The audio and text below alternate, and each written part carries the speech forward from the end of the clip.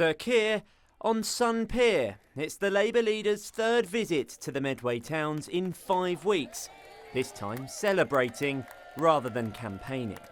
What was a key battleground in this election has now become a home ground for Labour. We've just taken Medway for the first time since 1998. That is a very, very good night for the Labour Party. We didn't just get it over the line, we absolutely smashed it. And we've earned the trust and confidence of voters here in Kent, and we'll do that across the country. We've shown change is possible, a better Britain is possible. A very, very good set of results for us. For Vince Maple, the new leader of the council, it's been 16 years since he was first elected a councillor in Medway. So why has it taken so long for change? New residents who have moved to Medway, who are voting in Medway for the first time. We've had 90-year-olds who have voted Conservative for 70 years, voting Labour for the first time. And that's a combination of us locally being here to support residents through thick and thin, but also seeing in Keir Starmer someone they can trust as the next future Prime Minister for this country. Meanwhile, the outgoing Conservative leader Alan Jarrett may have known the writing was on the wall. He announced his retirement last year, but he blamed national issues and boundary changes for the defeat. GP access, housing targets, all those national issues.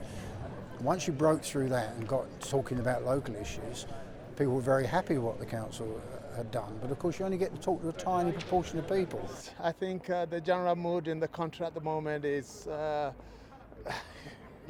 cost of living and everything else, so people are just looking for an alternative, aren't they? I think it's more localised stuff.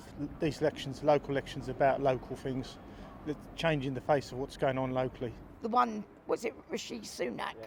I'm not a lover.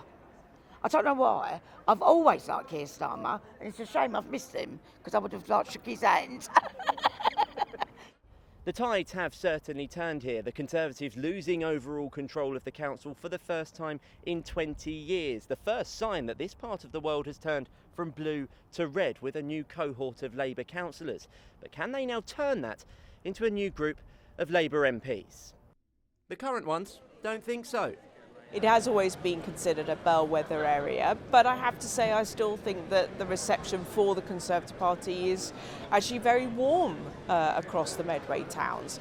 And myself and my two parliamentary colleagues still get that. But the feeling from many voters here is that today's result is more than just baby steps towards a new Labour government. Joe Caution, ITV News, Chatham.